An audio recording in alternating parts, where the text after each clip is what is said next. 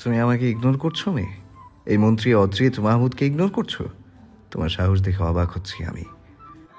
কোনো প্রকার ভাবান্তর হলো না নাহারে। নিজ কাজে মগ্ন থাকলো সে। কাজটা আহামরি কিছু নয়, ফোনে বন্ধু বান্ধবের সাথে চ্যাটিং করছে। সময় পেলেই এই রেস্টুরেন্টে আসে সে। কিছু সময় থেকে আবারও চলে যায়। নিরিবিলি হওয়ার কারণে এই রেস্টুরেন্ট পছন্দের নাহারের। রাগে ফেটে যাচ্ছে আদ্রিত। মন চাইছে সামনে বসা মেয়েটাকে কাঁচা চিবিয়ে খেতে। সেটা করতে না পেরে টেবিলে জোরে জোরে ঘুষি মারে। রেস্টুরেন্টে বসা মানুষজন বিরক্তিকর মুখে তাকালো তাদের দিকে।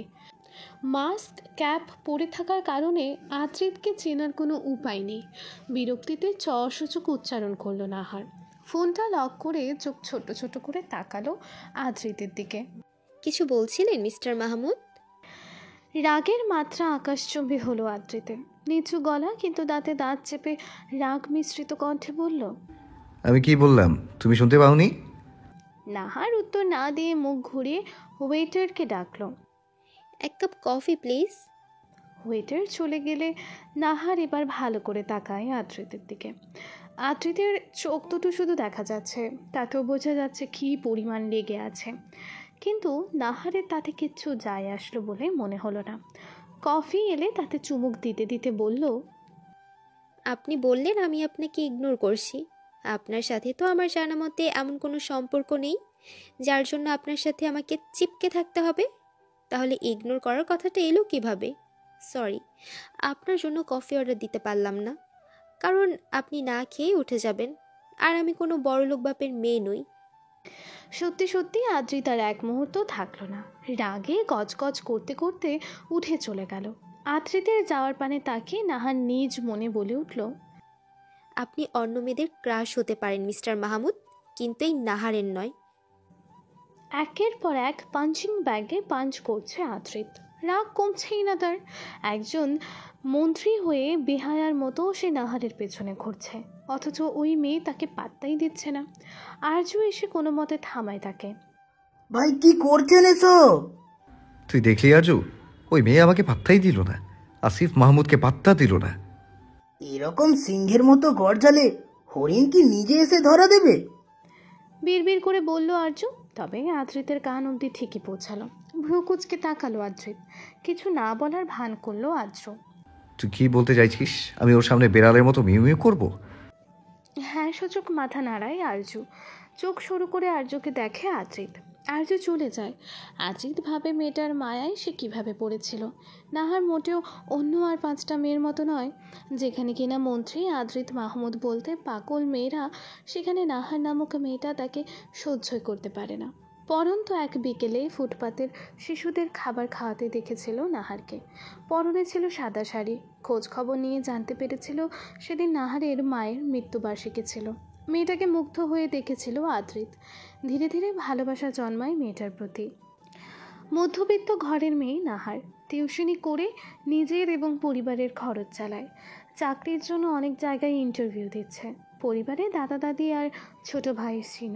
মা মারা গিয়েছে তাকে জন্ম দেওয়ার সময়। বাবার খোঁজ জানে না সে, এমনকি কোনো দিন দেখেও নি।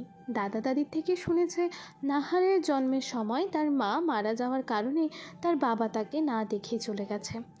কোথায় গেছে কেউ জানে না। স্ত্রীকে ভীষণ ভালোবাসতেন তিনি। কোনো দিন আর তাদের কাছে ফিরে আসেনি। নাহার কোনো দিন দাদা দাদির কাছে জানতেও চায়নি বাবার বিষয়। শিনু তার নিজের ভাই নয়। রাস্তায় বিধ্বস্ত অবস্থায় পেয়েছিল শিনুকে। তখন শিনুর বয়স ছিল 2 আর এখন 9। স্কুল থেকে নিতে এসেছে শিনুকে। মন্ত্রীকে নিজের দিকে আসতে দেখে বিরক্তিতে মুখ কুঁচকে গেল নাহারের।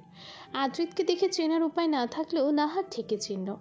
রিকশার জন্য দাঁড়িয়ে আছে নাহার। শোনো মেয়ে। নাহার, নাহার আমার নাম।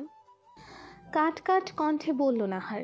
রাগ উঠল আদ্রিতের। চোখ বন্ধ করে নিজেকে নিয়ন্ত্রণ করলো। কোনোভাবেই সে রাগ দেখাবে না। সে যাই হোক, এখানে দাঁড়িয়ে আছো কেন? রিক্সাওয়ালা মামারা আমাকে বলল এখানে দাঁড়িয়ে অপেক্ষা করতে। তারা শাহবাগ থেকে একটু ঘুরে আসবে। আজকাল দেখি মন্ত্রীরা রাস্তায় এসে পথচারীদের এসবও জিজ্ঞেস করে। মুখ বাঁকিয়ে বলল নাহার। একবারও তাকালো না আদ্রিতের দিকে। সোজা কথা সোজা উত্তর দিতে পারো না মেয়ে? বাঁকা উত্তর দিলাম বুঝি?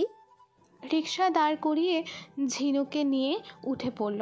যেতে যেতে বলে গেল, শুনুন মিস্টার মাহমুদ, রাজনীতি আমার দু চোখের বিষ এবং রাজনীতিবিদরাও।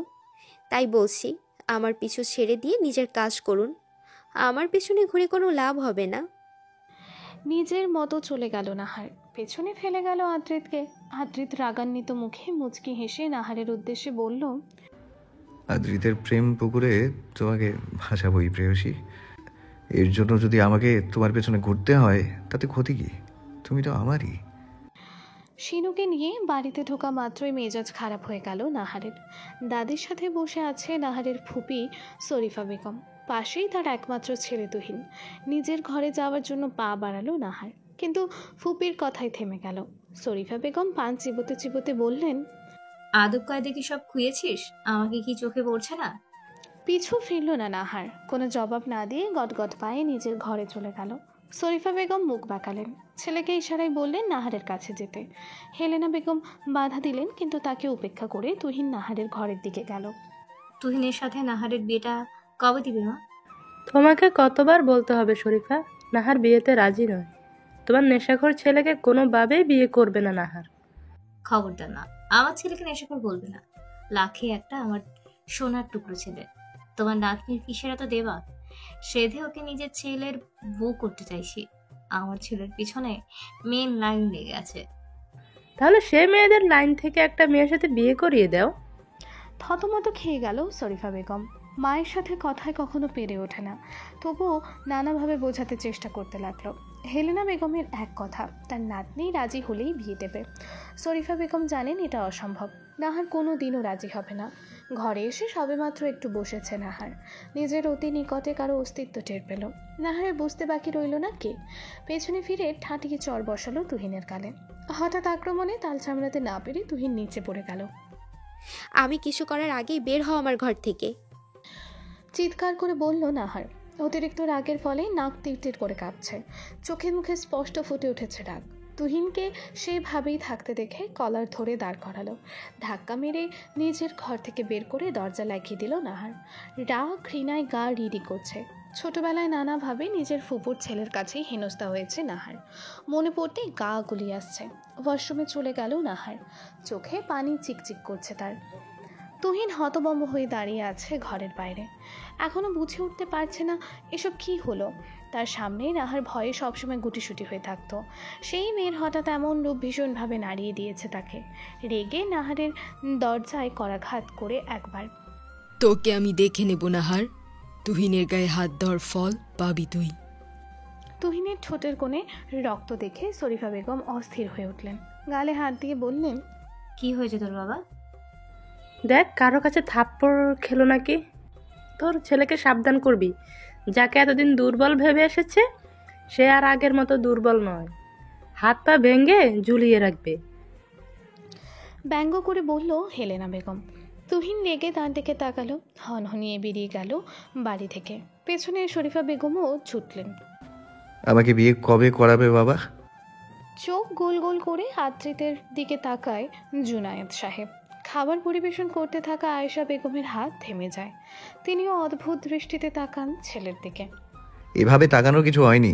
আমার যে 2 বাচ্চার বাপ হওয়ার বয়স হয়েছে সেটা কি তোমাদের চোখে পড়ে না? কাশি উঠে যায় জুনায়েদ সাহেবের। তাকে পানি এগিয়ে দেন আয়েশা বেগম। ঢকঢক করে পানি শেষ করেন তিনি। তোমরা যদি দিতে না পারো তাহলে বলে দিও, আমি না হয় বিয়ে করে তোমাদের বৌমাকে নিয়ে আসবো। নির্লজ্জ ছেলে।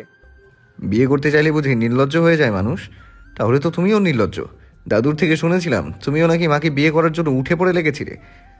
ছেলে তো তার বাপের মতোই হবে। মিটিমিটি হাসছেন আয়েশা বেগম। নিজেকে আর পচাতে না দিয়ে জুনায়েদ সাহেব আসিফকে বললেন, সবে মন্ত্রী হয়েছো, আর কটা দিন যেতে দাও, তারপর তোমার জন্য মেয়ে দেখছি। মেয়ে দেখতে হবে না, মেয়ে পছন্দ করাই আছে। তুমি শুধু বিয়ের প্রস্তাব নিয়ে যাবে। বিয়ে ঠিক করে না আসতে পারলে মাকে নিয়ে অন্য বাসায় উঠবো আমি। তারপর তুমি একাই থেকো। খাবার শেষ করে উঠল আদ্রিত। ঠান্ডা মাথায় বাবাকে হুমকি দিয়ে চলে গেল। পার্টি অফিসে যেতে হবে তাকে। হ্যাবলার মতো চেয়ে থাকলো জুনায়েদ সাহেব। উচ্চস্বরে হেসে উঠল আয়েশা বেগম। বাপ যেমন তার ছেলেও তেমন। অসহায় হলো জুনায়েদ সাহেবের মুখ। এখন যদি মেয়ের বাড়ি রাজি না হয় তাহলে তাকে তার প্রাণপ্রিয় সহধর্মিনীর থেকে আলাদা থাকতে হবে। না, এটা কোনোভাবে সম্ভব নয়। মেয়ের বাড়ি অবশ্যই রাজি হবে। আজকেও চাকরির ইন্টারভিউ আছে নাহারের। এটা খুব সম্ভবত 13ই নভেম্বর। ইন্টারভিউ রুম থেকে বেরিয়ে মেজাজ খারাপ হয়ে আছে নাহারের। আগেরগুলোর মতোই এবারও একই কাহিনী। ইন্টারভিউ রুমের লোকেদের কুনজর, বাজে প্রস্তাব। তাছাড়া আগে থেকেই মামা কাকার পাওয়ার খাটিয়ে চাকরিটা কেউ পেয়ে গেছে। বাইরে ঝুম বৃষ্টি নেমেছে। রাস্তা দিয়ে হাঁটতে হাঁটতেই চিৎকার করে কথা শোনাচ্ছে ইন্টারভিউ রুমে থাকা লোকগুলোকে। ভিজে জুবুথুবু হয়ে গেছে সে। অন্ধকার প্রায় নেমে এসেছে। নিজ মনে এদিক সেদিক করে হাঁটছে নাহার। হঠাৎ থেমে গেল সে। এমনি এমনি থামেনি। সামনে তুহিন সহ আরও দুটো ছেলে। বৃষ্টি প্রায় থেমে গেছে। আশেপাশে তাকিয়ে দেখে একটা নির্জন গলির মধ্যে চলে এসেছে সে। বৃষ্টিতে ভেজা অভ্যেস নেই নাহারের। বৃষ্টিতে ভিজলেই কিছু সময়ের মধ্যেই শরীর দুর্বল হয়ে যায় তার। তুহিন সহ বাকি ছেলে দুজন এগিয়ে আসছে তার দিকে। নাহার দেখলো, কিন্তু ঠাঁই সেখানেই দাঁড়িয়ে থাকলো। মনে হচ্ছে এক্ষুনি পড়ে যাবে সে। তুহিন বিশ্রীভাবে হাসছে। নাহারকে যেন চোখ দিয়ে গিলে ফেলছে। নাহারের গায়ে হাত দেওয়ার আগেই কারো শক্ত হাতের ঘুষিতে পেছনে ছিটকে পড়ল। নাহারের চোখ বন্ধ হয়ে আসছে। পড়ে যাওয়ার আগে কেউ নিজ বাহু ধরে আগলে নিল তাকে। কোলে তুলে নিয়ে বসিয়ে দিল গাড়িতে। চোখ খুলে নিজেকে নিজের ঘরেই আবিষ্কার করলো নাহার। শিনু দাদা দাদির পাশে বসে আছে। নিজের শরীর গরম অনুভব করলো। বুঝতে পারলো জ্বর এসেছে। মাথা ব্যথার এবং শরীর দুর্বল থাকার কারণে উঠতে পারলো না। ঘড়ির দিকে নজর পড়তেই দেখলো সকাল 8টা বাজে। অবাক হলো। গতকালকের কোনো কিছুই মাথায় নেই তার। দুর্বল কণ্ঠে প্রশ্ন ছুড়ল, কি হয়েছিল আমার? আর আমি তো ইন্টারভিউ। থেমে গেল নাহার। গতকালের সব কিছুই মস্তিষ্কে হানা দিল। মনে পড়ে গেল সব কিছু। রাগে থরথর করে কেঁপে উঠল সে। ভয় পেয়ে গেল হেলেনা বেগম এবং ওয়াবদুল সাহেব। হেলেনা বেগম নাতনির মাথায় হাত রাখল। আদুরে গলায় বলল, শরীর খারাপ লাগছে নাহার? জ্বর তো এখনো ছাড়েনি। বল, খারাপ লাগছে? তুহিন ভাই কোথায়? রাগের আভাস দেখা গেল হেলেনা বেগম এবং ওয়াবদুল সাহেবের মুখ জুড়ে। জেলে। দাদুর দিকে সরু চোখে তাকালো নাহার। মাথা নিচু করে আছেন তিনি। কথা বাড়ালো না নাহার। ফ্রেশ হবে বলে তাদের ঘর থেকে বের করলো। পর মুহূর্তে আবার মাথার প্রশ্ন নাড়া দিল, সে কিভাবে বাড়িতে এলো? জ্ঞান হারানোর আগে কোনো একজন সুঠাম দেহের অধিকারী পুরুষের বাহু ধরে নিজেকে দেখেছিল। মুখ দেখতে পায়নি সে। শিনু এখনো ঘরে। তাই তারই প্রশ্ন করে বসলো, আমাকে কে বাসায় দিয়ে গেছে ভাই? অন্য সকল বাচ্চাদের থেকে কিছুটা আলাদা শিনু। সবসময় চুপ থাকে। বোন ছাড়া কারোর সাথে কথা বলে না। অন্য মানুষের থেকে দূরত্ব বজায় রাখে। আমি তাকে চিনি না আপু। আচ্ছা। হাজারটা প্রশ্ন মাথায় নিয়ে ফ্রেশ হতে ওয়াশরুমে ঢুকলো নাহার। ভাবছে সে অচেনা মানুষটি না থাকলে তার কি হতো। নিজের ফুফাতো ভাই কি না ঘৃণায় সর্বস্ব ঘুলিয়ে উঠছে নাহারের। বৃষ্টি না থাকলে হয়তো সে নিজেই উচিত শিক্ষা দিতে পারত তুহিনকে। বৃষ্টির কথা মাথায় আসতেই ভয়ে চুপসে যায় নাহার। বৃষ্টির প্রতি আতঙ্ক সৃষ্টি হয়েছে তার ভেতরে। মনে করতে চায় না সে এরকম কোনো এক বৃষ্টিতেই সিনুকে পেয়েছিল সে। ফ্রেশ হয়ে ঘর থেকে বের হতে কারো শক্ত হাতে থাপ্পড় মেঝেতে ছিটকে পড়ে নাহার। দুর্বল শরীরে থাপ্পড় আরও দুর্বল করলো তাকে। শরীফা বেগম তেড়ে আসে নাহারের দিকে। তাকে আটকে ফেলে ওয়াবদুল সাহেব। হেলেনা বেগম তোলে নাহারকে, বসায় সোফায়। বিশ্রীভাবে গালি দিতে শুরু করে শরীফা বেগম। ধমকে ওঠে ওয়াবদুল সাহেব। তাতেও থামে না শরীফা বেগম। অপয় মেয়ে, তোর জন্য আমার ভাই ঘর ছেড়েছে। এখন আমার ছেলেটার পিছনে পড়েছিস। মা যেমন ছিল চরিত্রহীন, মেয়েও তেমন হয়েছে। নাহার মুখ বুজে সহ্য করে, কিন্তু শরীফা বেগমের শেষোক্ত কথা শুনে রক্ত লাল চোখে তাকায় শরীফা বেগমের পানে। শান্ত কণ্ঠে শুধায়, অতীত টেনে আনতে চাইছো ফুপু?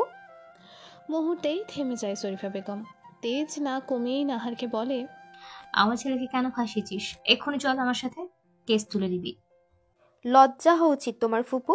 কেস তুলবো না আমি। যদিও বা আমি কেস করিনি। তোমার কি একটুও খারাপ লাগে না ফুপু আমার জন্য? আমি তো তোমার নিজের ভাতিজি। তোমার ছেলে ছোটবেলা থেকে নানানভাবে আমাকে হেনস্থা করে এসেছে। বলো, তোমাকে আমি এসব বলিনি? বলো। তুমি তখনও আমাকেই দোষারোপ করেছো। আর গতকাল যখন তোমার ছেলে আমার সম্মানের দিকে হাত বাড়ালো, তখন কি ওকে জেলে দেওয়া উচিত হয়নি? তুমি যদি ছোট থেকে ওকে শাসনে রাখতে, তাহলে আজ ও নিজের মামাতো বোনের সাথে এমন কিছু করার সাহস পেত না। আমি কেন? কোনো মেয়ের সাথেই এমন করার সাহস পেত না। তোমার জন্য তোমার ছেলে এমন হয়েছে ফুপু। ওর শাস্তি পাওয়া আবশ্যক। অসুস্থ শরীরে এত কথা বলার কারণে আরও অসুস্থ হয়ে যায় নাহার। আব্দুল সাহেবের কথায় নাহারকে ঘরে নিয়ে যায় হেলেনা বেগম। যাওয়ার আগে নাহার একবার তাকায় ফুপুর দিকে। ভেঙে পড়েন শরীফা বেগম। তুহিন একমাত্র আদরের ছেলে তার, কোনো কিছুর কমতি রাখেনি কখনো। বিয়ের কয়েক বছর পর তুহিনের আগমন।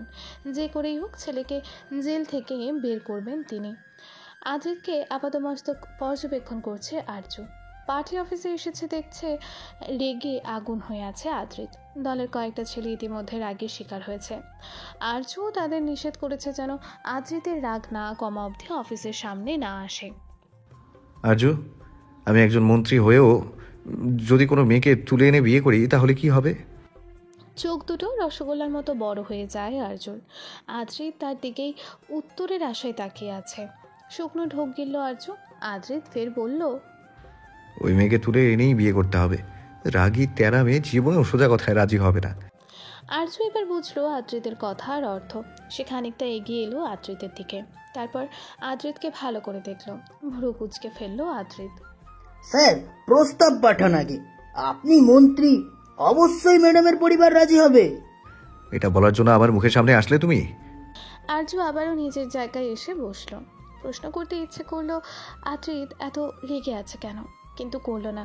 হিতে আবার বিপরীত না হয়ে যায়। আরজুকে দরকারি কাজে পাঠিয়ে চেয়ারে হেলান দিয়ে বসলো আদ্রিত। চোখ জোড়া বন্ধ করতেই ভেসে উঠল প্রেয়সীর ভেজা মুখখানি। সন্ধ্যার দিকে একটা কাজে যাচ্ছিল আদ্রিত। নাহারও সেই পথে ছিল। হঠাৎ নাহারের সামনে তিনটে ছেলেকে দেখে অবাক হয়েছিল আদ্রিত। তার উপর আবার নাহার ভিজেছে বৃষ্টিতে। দূর থেকে তুহিনকে দেখে স্বস্তি পায়। তুহিন যে নাহারের ফুফাতো ভাই সেটা জানে, কিন্তু যখন ভালো করে সব কিছু দেখলো মাথায় রক্ত উঠে গেল আদ্রিতের। তড়িৎ সে নাহারের কাছে এলো, তাকে গাড়িতে বসিয়ে দিয়ে ফিরল তুহিনের পানে। তুহিন আশা করেনি মন্ত্রীকে দেখবে এই সময় এই জায়গায়। তুহিনের সাথে থাকা ছেলেগুলো তৎক্ষণাৎ পালাতে চায়, কিন্তু আদ্রিতের সাথে থাকা গার্ডসরা ততক্ষণে ঘিরে ফেলেছে তাদের। ইচ্ছে মতো মারে তুহিনকে আদ্রিত, পারলে মেরে ফেলে, কিন্তু গার্ডরা তাকে আটকে দেয়। তারা পুলিশ স্টেশনে নিয়ে যায় তাদের। গাড়িতে ফিরে আদ্রিত দেখে নাহার অজ্ঞান হয়ে গেছে। গাড়িতে থাকা নিজের এক্সট্রা কোট দিয়ে নাহারকে জড়িয়ে নেয় নিজের সাথে। চোখে মুখে পানি ছিটিয়ে দেয়। জ্ঞান ফিরলেও ও নিজের মধ্যে নেই নাহার। গরম হয়ে এসেছে তার শরীর। আশ্চর্য হয় আদ্রিত, এতটুকু সময়ের মধ্যে প্রচণ্ড জ্বর এলো মেয়েটার। থরথর করে কাঁপছে নাহার। গুটিসুটি হয়ে লেপটে যায় আদ্রিতের বুকে। নিজের সাথে মিশিয়ে নিয়ে গাড়ি ড্রাইভ করে আদ্রিত। একেবারে এসে থামে নাহারদের বাড়ির সামনে। আগেই মেডিসিন আনতে পাঠিয়েছে গার্ডসদের, তারাও এসে পড়েছে। কোলে তুলে নিয়ে বাড়ির কলিং বেল বাজায়। দরজা খোলে শিনু। আদ্রিতকে সে যতবার দেখেছে ততবারই আদ্রিতের মুখে মাস্ক থাকতো, ফলে এবার মাস্ক ছাড়া দেখে বুঝতে পারলো না বোনের সাথে কে। তোমার দাদু দাদি কোথায়? ঘরে। শিনুর ছোট্ট জবাব। আদ্রিত ঘরে শুইয়ে দিল নাহারকে। ততক্ষণে নাহারের দাদু দাদি উপস্থিত হয়েছে। নাতনিকে এই অবস্থায় দেখে অস্থির হয়ে ওঠে তারা। ওষুধ বিছানার পাশে রাখে আদ্রিত। উল্টো দিকে ফিরে মাস্ক পরে নেয়। শিনু বোনের কাছে তাকায়, তাকে আর খেয়াল করে না। নাহারের দাদুর সাথে কথা বলে বেরিয়ে যায় সে। ফোনের শব্দে বের হয় ভাবনা থেকে। বাবা কল করেছে। এই সময় কল করেছে কেন?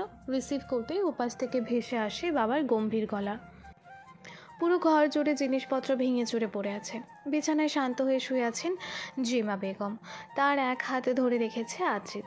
ঘুমন্ত জিমা বেগমের দিকে এক দৃষ্টিতে চেয়ে আছে সে। সামনে জুনায়েদ সাহেব আর আয়েশা বেগম। জুনায়েদ সাহেবের মুখ গম্ভীর, তিনি দাঁড়ান না সেখানে, বের হয়ে যান ঘর থেকে। আসিফ আর আয়েশা বেগম সেদিকে তাকিয়ে চাপা দীর্ঘশ্বাস ফেলেন। এভাবে আর কতদিন আদ্রিত? তোমার বাবা যতই উপরে শক্ত দেখাক, আমি তো জানি তিনি ভেতরে ভেতরে কতটা কষ্ট পান। বাবার কাছে যাও। কথা না বাড়িয়ে চলে গেলেন আয়েশা বেগম। আদ্রিত জিমা বেগমের মাথায় হাত রাখলো। ঘুমের মধ্যে বিড়বিড় করছেন তিনি। আসিফের অজানা নয় কি বলছেন জিমা বেগম। একে একে ঘরের সব কিছু গুছিয়ে ফেলে আদ্রিত নিজ হাতে। সব কিছুর মাঝে হাতে চলে আসে একটা ফটো ফ্রেম। ভেঙে গিয়েছে, কিন্তু ভেতরের ছবিটা এখনো অক্ষত। হাস্যোজ্জ্বল জিমা বেগমের সাথে ছোট্ট একটা বাচ্চা, বয়স 2 বছর হবে প্রায়। সাথে জিমা বেগমের স্বামী নজরুল সাহেব। হাত বোলায় আদ্রিত বাচ্চাটার ওপর। সে নিজে বছর 7 আগে ছবিটা তুলেছিল। নজরুল সাহেবের ওপর নজর পড়তেই হাত সরিয়ে নেয় আদ্রিত। চোখে মুখে ফুটে ওঠে ক্রোধ। ছবিটার দিকে চেয়ে দাঁতে দাঁত চেপে শুধায়, একমাত্র আপনার জন্য আজ আমার মা সমতুল্য ফুফু মানসিক রোগী। ছোট ভাইয়া আমাদের সাথে নেই, নিজের থেকেও বেশি ভালোবেসেছিল আপনাকে। পরিবারের কথা চিন্তা না করে আপনার হাত ধরে পালিয়েছিল ঘর ছেড়ে। তার প্রতিদান কি দিলেন আপনি? মানসিক রোগী বানালেন আমার ফুপুকে, কেড়ে নিলেন ছোট্ট নিষ্পাপ বাচ্চাটাকে। আপনি তো আপনার পাপের শাস্তি পেয়েছেন। প্রকৃতি নিজ হাতে আপনাকে শাস্তি দিয়েছে, কেড়ে নিয়েছে পৃথিবীর বুক থেকে। কিন্তু আমার ফুফু আজও ভালোবাসে আপনাকে, অপেক্ষায় থাকে আপনার আর আপনাদের ছোট্ট বাচ্চাটার। অন্ধ ভালোবাসা কয়েকটা জীবন নিঃশেষ করে দিয়েছে। ছবিটা থেকে নজরুল সাহেবের ছবিটুকু ছো মেরে ফেলে দেয় আদ্রিত। ছবিটা থেকে নজরুল সাহেবের ছবিটুকু ছিঁড়ে ফেলে দেয় আদ্রিত, টুকরো টুকরো করে। তাকাই জেমা বেগমের দিকে। তিনি ঘুমের মধ্যে একই কথা বলে যাচ্ছেন, বাবুকে নিয়ে ফিরে এসো আমার কাছে। তবে আদ্রিত কাউকে ভালোবাসলে বুঝি তার পরিণতি এমন হয়? সেও তো এক মেয়েকে ভালোবাসে, তাহলে কি তার পরিণতিও এমন হবে? না, সে ভালোবাসে, তবে চোখে কালো কাপড় বেঁধে অন্ধের মতো নয়। জুনায়েদ সাহেব নিজ ঘরে, দেয়ালে বাবা মায়ের ছবি টানানো, সেদিকে পানি তাকিয়ে আছেন। সেদিন যদি বিয়ের আসর থেকে তার বোন পালিয়ে না যেত, তাহলে হয়তো আজকে তার বাবা তাদের সাথেই থাকতো। মা গত হয়েছিলেন জুনায়েদ সাহেব ছোট থাকতেই। হৃদরোগে আক্রান্ত ছিলেন জুনায়েদ সাহেবের বাবা। বিয়ের আসর থেকে মেয়ে পালিয়ে যাওয়ার ধাক্কা সহ্য করতে পারেননি তিনি, ফলস্বরূপ ত্যাগ করেন পৃথিবীর মায়া। সেদিন থেকে বোনের ওপর থেকে মুখ ফিরিয়ে নিয়েছেন তিনি। যে মা, তুই একবার যদি বলতিস অন্য কাউকে ভালোবাসিস, তাহলে আমি নিজে দাঁড়িয়ে থেকে তার সাথে তোর বিয়ে দিতাম। কিন্তু তুই কি করলি? কোনো দিন ক্ষমা করব না তোকে। কেটেছে 2 দিন। জুনায়েদ সাহেবের মুখ ফ্যাকাশে, মিটিমিটি হাসছে আয়েশা বেগম। ছেলের পছন্দের পাত্রে দেখতে যাবেন তারা আজকে। মেয়ের সম্পর্কে সব তথ্য ছেলে তাকে দিয়েছে। তার ছেলেকে কোনো মেয়ে পাত্তা দিচ্ছে না শুনে খুশিতে পা যেন পড়ছিলই না জুনায়েদ সাহেবের। ছেলে তাকে সারাদিন আতঙ্কের উপর রাখে। তিনি নিজেই নাহারকে ছেলের বউ বানাতে রাজি হয়েছিলেন, কিন্তু বিপত্তি ঘটে তখন যখন জানতে পারেন মেয়ে ঘাড় তেরা। প্রথমে ভেবেছিলেন মেয়েটা হয়তো জানে না আদ্রিত মন্ত্রী, তাই ঘুরিয়েছে। কিন্তু যখন শুনলেন মেয়ে জানেও আদ্রিতকে ঘোরাচ্ছে, তখন মাথায় হাত জুনায়েদ সাহেবের। হাসি মাখা মুখখানা মুহূর্তেই ফ্যাকাশে হয়ে যায়। ভেবেই নিয়েছেন রাজি হবে না। আদ্রিত চলে গেছে পার্টি অফিসে। আয়েশা বেগমকে সাথে নিয়ে ছেলের দেওয়া ঠিকানায় রওনা দেন তিনি। কোনো গার্ডকেই সাথে নেন না। গার্ড দেখে যদি মেয়ের বাড়ি না করে দেয়, কেস ফাইল হয়েছে তুহিনের নামে। জুবায়ের সাহেবকে কিছু করতেই হয়নি। তার নাতনিকে যে বাসায় রেখে গিয়েছিল সেই নাকি সব কিছু করেছে। নাহার এখনও জানে না তাকে বাঁচালো কে। এই 2 দিন বাড়ি থেকে বের হয়নি সে। বিকেল হয়েছে, ঘরে থাকতে আর ইচ্ছে করছে না, তাই তো শিনুকে নিয়ে বেরিয়ে পড়লো বাইরে হাঁটতে। আপু, তোমাকে চিন্তিত দেখাচ্ছে। তেমন কিছু না, ভাবছি আমাকে বাঁচিয়েছিল কে। আমার মনে হচ্ছে আমি তাকে আগেও দেখেছিলাম আপু। তাহলে সেদিন যে বললি তুই চিনিস না? হ্যাঁ, চিনি না, তবে চেনা চেনা লাগছে। কথা বলতে বলতে অনেকটা এগিয়ে এসেছে তারা। রাস্তার 2 দিকে বৃষ্টির পানি জমে আছে। হঠাৎ একটা গাড়ি তাদের পাশ ঘেঁষে গেল। চিৎকার করে উঠল নাহার। নোংরা জমে থাকা পানিতে মাখামাখি হয়ে গেছে সে আর শিনু। তাছাড়া আরেকটু হলেই গাড়িটা লেগে যাচ্ছিল তাদের। গাড়িটা থেমে গেছে। নাহার কাপড় ঝাড়তে ঝাড়তে গাড়ি চালকের গোষ্ঠী উদ্ধার করছে। গাড়ি থামতে দেখে রেগে মেগে তেড়ে যায় সেদিকে। ভেতরে থেকে বেরিয়ে আসে ড্রাইভার। গাড়ি কি দেখে চালাতে পারেন না, নাকি চোখ কপালে তুলে গাড়ি চালান? বড় লোকিপনা দেখান। কি করলেন আমার অবস্থা? তাছাড়া আরেকটু হলেই যে কোনো দুর্ঘটনা ঘটে যেত। আপনাকে ড্রাইভিং লাইসেন্স কে দিয়েছে? এটা কি আপনার ওই বড় গাড়ি যাওয়ার রাস্তা? থামছেই না নাহার, একের পর এক কথা শুনিয়ে যাচ্ছে। শিনু একপাশে চুপচাপ দাঁড়িয়ে আছে। ভিতরে বসে থাকা জুনায়েদ সাহেব আর থাকতে পারলেন না, বেরিয়ে এলেন তিনি। ভেবেছিলেন এবার অন্তত মেয়েটা থামবে, কিন্তু ঘটলো তার ভাবনার সম্পূর্ণ উল্টো। বাহ বাহ, এতক্ষণে গাড়ি থেকে বের হওয়ার সময় হলো? এক্ষুনি যদি আমার বা আমার ভাইয়ের কিছু হতো, তার দায়ভার কি আপনারা নিতেন? এক ঝাঁক কথা শুনিয়ে দিয়ে শিনুর কাছে গেল নাহার। এপিট ওপিট করে শিনুকে দেখলো ভালো করে। জুনায়েদ সাহেব রেগে গেলেন, এতগুলো কথা তাকে শুনিয়ে দিল। ততক্ষণে গাড়ি থেকে আয়েশা বেগমও নেমে পড়েছেন। ভারী অসভ্য মেয়ে তো তুমি। একে দোষ করেছে তার উপর অসভ্য বলায় মাথায় আগুন লেগে গেল নাহারের। দ্রুত বেগে এসে জুনায়েদ সাহেবের সামনে দাঁড়ালো, দাঁত কটমটিয়ে বলল, কাকে অসভ্য বলছেন আপনি? বড়লোক হয়েছেন জন্য যা খুশি করবেন, আর আমরা কিছু বললেই অসভ্য হয়ে যাব? বলুন না আরেকবার, বলুন। নাহারের হঠাৎ সামনে আসায় হকচকিয়ে যায় জুনায়েদ সাহেব। সেও ছেড়ে দেওয়ার পাত্র নয়, তাই সাহস নিয়েই বলল, বললে কি করবে তুমি?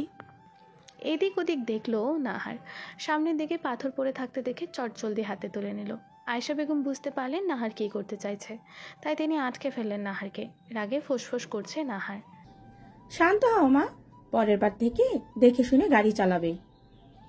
তুমি ক্ষমা করে দাও ওকে, তোমাদের কোথাও লাগেনি তো?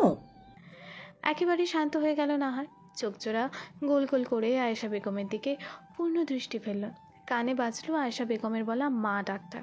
আয়েশা বেগম বুঝতে পারলেন না হঠাৎ কিভাবে শান্ত হয়ে গেল মেয়েটি। যে হাতে নাহারের হাত ধরেছেন আয়েশা বেগম, সেদিকে একবার তাকালো নাহার। কি সুন্দর অনুভূতি! আগে তো কখনো কেউ এত মিষ্টিভাবে তাকে মা বলেনি। আদরে হাতের ছোঁয়া, নরম হয়ে এলো নাহারের কণ্ঠ। না, আমাদের কিছু হয়নি। গলার এত পরিবর্তন দেখে জুনায়েদ সাহেব মুখ বাঁকালেন। এতক্ষণ কি কর্কশ কণ্ঠ ছিল, কান ঝালাপালা হয়ে যাচ্ছিল তার। আয়েশা বেগম হাত রাখলেন নাহারের গালে। কেঁপে উঠল নাহার। আয়েশা বেগম তৎক্ষণাৎ হাত সরিয়ে নিলেন। তোমার কি শরীর খারাপ লাগছে? চলো তোমাকে বাড়ি পৌঁছে দেই। না না, আমি ঠিক আছি, আপনারা যেতে পারেন। গাড়িতে উঠে পড়ল সবাই। আয়েশা বেগম যাওয়ার আগে একবার দুই ভাই বোনের মাথায় হাত বুলিয়ে দিলেন। গাড়ি স্টার্ট দেওয়ার সাথে সাথেই নাহার জুনায়েদ সাহেবকে দেখে বলল, আন্টি, ওনাকে বলবেন রাস্তায় নেমে এভাবে কোনো মেয়ের সাথে পায়ে পা লাগিয়ে ঝগড়া না করতে। বয়স হয়েছে, তবু কত তেজ, বড়লোক মানুষ। হেসে ফেলল আয়েশা বেগম। জুনায়েদ সাহেব কটমট করে তাকালেন নাহারের দিকে। মুখ বাঁকালো নাহার। জুনায়েদ সাহেব আর আয়েশা বেগমকে চা দিলেন হেলেনা বেগম। বসলেন জুবায়ের সাহেবের পাশে। নাতনি বড় হয়েছে, এভাবে বিয়ের প্রস্তাব আসতেই থাকে। সব কথাই প্রায় হলো। জুবায়ের সাহেব প্রশ্ন করলেন, ছেলের নাম কি, কি করে? আসিফ মাহমুদ, মন্ত্রী আসিফ মাহমুদ। নড়ে চড়ে বসলেন জুবায়ের সাহেব। মজা করছে ভাবলেন, কিন্তু যখন দেখলেন সত্যি তখন চুপ হয়ে গেলেন তিনি। আর নাতনি কখনোই বিয়েতে রাজি হবে না। রাজনীতিবিদ দুটোকেই ঘৃণা করে নাহার। কিন্তু এখন তিনি এটা জানাবেন কি করে? তার ভাবনার মাঝেই আয়েশা বেগম জিজ্ঞেস করলেন, মেয়ে কোথায়? হেলেনা বেগম জানালেন নাহার বাইরে গেছে। হাঁসফাঁস করছেন জুবায়ের সাহেব। কিভাবে তিনি জানাবেন? এই প্রস্তাব মেনে না নেওয়া সম্ভব নয়। জুনায়েদ সাহেব বুঝলেন কিছু বলতে চাইছেন। না করে দেবেন নাকি এখন? আমার নাতনি রাজনীতি আর রাজনীতিবিদ দুটোকেই বেশ অপছন্দ করে।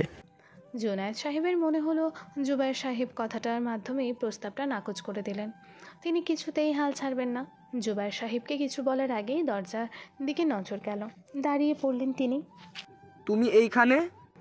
মুখোমুখি দুজন মানুষ একে অপরের দিকে কটমট চোখে তাকিয়ে আছে।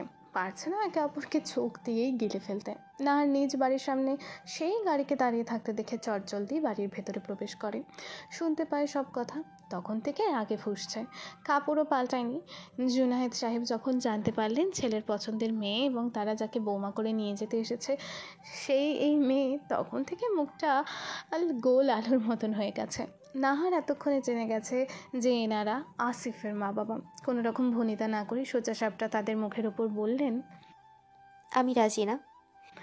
এতক্ষণ রেগে থাকা জুনায়েদ সাহেবের চোখ মুহূর্তেই থমথমে হয়ে গেল। নাহার দেখল সে পরিবর্তন, কিন্তু সে নিজের কথায় অনড়। বড়লোক মানুষ, দুই চোখের বিষ, তার ওপর আবার রাজনীতিবিদ, একেবারেই সম্ভব নয়। আয়েশা বেগম এসে পাশ ঘেঁষে বসলেন নাহারের। এক হাত নিজের দুই হাতের মুঠোয় নিলেন। স্নেহ ভালোবাসা মিশ্রিত কণ্ঠে বললেন, কেন রাজি হচ্ছ না তুমি মা? আবার সেই এক অনুভূতি। শক্ত চোখ করা নরম করে তাকালো নাহার আয়েশা বেগমের পানে। নিজেকে ধাতস্থ করে বলল, রাজনীতি বা রাজনীতিবিদ দুটোকেই ঘৃণা করি আমি, আর বড়লোক মানুষদের সহ্য হয় না আমার। যতটা পারল শক্ত গলায় বলল নাহার। গলে গেলে হবে না, নিজের কথায় অনড় থাকতেই হবে। আয়শা বেগমের হাত থেকে নিজের হাত ছাড়িয়ে নিয়ে ঘরে চলে গেল। যাওয়ার আগে জুনায়েদ সাহেবকে মুখ বাঁকাতে ভুলল না। ভিতরে ভিতরে বেশ অপমানিত বোধ হচ্ছে জুনায়েদ সাহেবের। আবার মেয়েটাকে ছেলের বউ হিসেবে ভালো লেগেছে। যে করেই হোক বিয়ে পাকা করে যেতে হবে, নাহলে এই বয়সে এসে বউ ছাড়া হতে হবে। ছেলে তার এক কথার মানুষ, যখন বলেছে এই মেয়েকে বিয়ে করবে মানে করবেই যে কোনো উপায়। এখন যদি সোজা কথায় রাজি না হয় তাহলে তুলে নয় যেতে ভাববে না। থমথমে পরিবেশ। জুবায়ের সাহেব বেশ ইতস্তত করছেন। এরকম একটা পরিবারকে না করার দুঃসাহস দেখালো তার নাতনি। তিনি অত্যন্ত বিনীত কণ্ঠেই বললেন, ক্ষমা করবেন ওর আচরণের জন্য, আমি না হয় বুঝিয়ে বলবো। শরীফা বেগম এসেছিলেন নাহারকে বোঝাতে যেন কেস তুলে নেয়, কিন্তু তিনি ভেতরের কথা শুনে বাইরে দাঁড়িয়ে যান। শরীর জ্বলে যাচ্ছে। তার একমাত্র ছেলেকে জেলে ঢুকিয়ে এখন বিয়ের কথা চলছে। যদিও বা নাহার রাজি হয়নি, তিনি আর ভেতরে ঢুকলেন না, বাইরে থেকে চলে গেলেন। কি জানি মাথায় কি ঘুরছে তার। কিছুক্ষণ কথাবার্তার পর চলে গেলেন আয়শা বেগম এবং জুনায়েদ সাহেব। জুবায়ের সাহেবকে রাজি করিয়েছেন তারা, এখন শুধু মেয়ে রাজি হলেই হলো। জুবায়ের সাহেব ভেতরে ভেতরে একটু রেগে থাকলেও হাসি মুখে কথা বললেন। সন্তুষ্ট জুনায়েদ সাহেব এবং হেলেনা বেগম। জুবায়ের সাহেব বড় বড় পা ফেলে নাহারের ঘরের সামনে এসে দাঁড়ালেন। তিনি স্থির করেছেন আসিফের সাথে নাহারের বিয়ে দেবেন। ভেতর থেকে দরজা বন্ধ করা কিছুক্ষণ ডাকাডাকির পরেও খুলল না। অগত্যা তিনি নিজের ঘরে চলে গেলেন। ফোন হাতে রেগে আগুন হয়ে আছে নাহার। গরম মেজাজ আরও গরম করতে আননোন নম্বর থেকে মেসেজ এসেছে। মেসেজটা পড়তেই আরও রেগে উঠেছে নাহার। মেসেজটাই গুটি কয়েক অক্ষরে লেখা, আদ্রিতের প্রেম পুকুরে প্রেয়সী তুমি। বুঝতে বাকি রইল না নাম্বারটা কার। আমাকে কি বাজারের মেয়ে পেয়েছেন মিস্টার মাহমুদ? রাজনীতিবিদদের জানা আছে আমার, তাদের স্বভাব চরিত্র কেমন। এখনও বলছি, আমার সাথে অন্তত এসব ভালোবাসার খেলা খেলতে আসবেন না। আমি কোনো বাজারের পণ্য নই। নিজেকে কি ভাবেনটা কি আপনি? টাইপ করে আসিফের নাম্বারে সেন্ড করলো। তারপর নাম্বারটা সরাসরি ব্লক করে ফোনটা বিছানায় আছাড় মেরে ওয়াশরুমে ঢুকলো। এখনও মন্ত্রী কিভাবে এমন হতে পারে? নাহারের সন্দেহ হয় এ আসলে মন্ত্রী তো। নাহারের মনে একবার উকি দেয় যদি তার বা তার ফ্যামিলির কোনো ক্ষতি করে। এসব পরক্ষণেই ভাবে দেশে কি কোনো আইন নেই নাকি? যতই মন্ত্রী হোক না কেন। অগ্নিরূপে ফোনের স্ক্রিনের দিকে তাকিয়ে আছে আদ্রিত। আরজু থমথমে মুখে বসে আছে। নাহারকে মেসেজ দিয়ে মিটিংয়ে গিয়েছিল আদ্রিত। এসে দেখে নাহারের নাম্বার থেকে রিপ্লাই এসেছে। মনের আনন্দে রিপ্লাই দেওয়া মেসেজটা একটু জোরে পড়া শুরু করে। কয়েকটা শব্দ উচ্চারণ করে থ হয়ে যায়। আরজু উপস্থিত থাকায় তারও কানে যায়। আদ্রিতের মনে চাচ্ছে এক্ষুনি ঠাঁটিয়ে চড় মারতে নাহারকে। কি সাহস ওই মেয়ের! মেয়েটা কি এটা একটু বেশি বাড়াবাড়ি করে ফেললো না? অতিরিক্ত রাগের ফলে শরীর কাঁপছে। মেয়েটাকে ভালোবেসে আপন করতে চাইছে, কিন্তু মেয়েটা তাকে কি ভাবছে? উঠে দাঁড়ায় আদ্রিত। মেয়েটির মুখোমুখি এক্ষুনি হতে হবে। আরজু বুঝলো কোনো বড় ঝামেলা হতে চলেছে। সে থামাতে চেষ্টা করলো, কিন্তু তাকে সম্পূর্ণ উপেক্ষা করে আদ্রিত বেরিয়ে গেল পার্টি অফিস থেকে। সাথে কোনো গার্ড না নিয়েই হাই স্পিডে গাড়ি চালাতে শুরু করলো। সন্ধে প্রায় হয়ে এসেছে। চোখ মুখ লাল হয়ে গেছে অতিরিক্ত রাগের ফলে।